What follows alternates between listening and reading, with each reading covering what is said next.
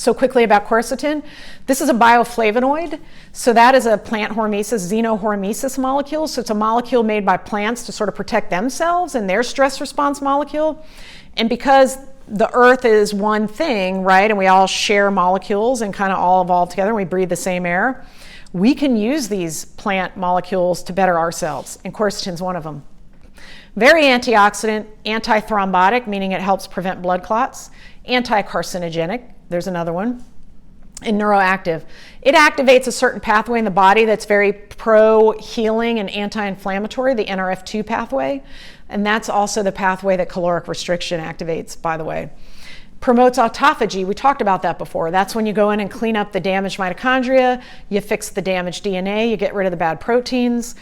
So autophagy, it's self-eating, so you want to get rid of and clean up and recycle the bits and pieces and parts of damaged cells and damaged DNA, right? We don't want that hanging around.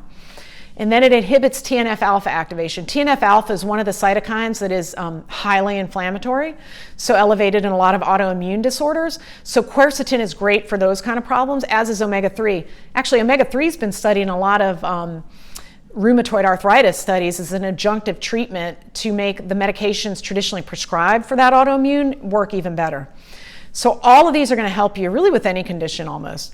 And then quercetin was found to be acinolytic. Remember I talked about killing off senescent zombie cells with senolytics when added to dasatinib, which is a biologic drug, right, a pharmaceutical drug. But that combination got rid of senolytic cells. A lot of people don't take it before exercise because it actually is so powerful in terms of antioxidant, it actually decreases the stress response to exercise. Remember I told you you want a little bit of reactive oxygen species after you exercise to induce the signaling that evolves into protein synthesis and the benefits of exercise. They've actually shown resveratrol at low dose in middle-aged people, like 30 or so. If you take too little of it before exercise, the same thing happens. It blunts the response of exercise.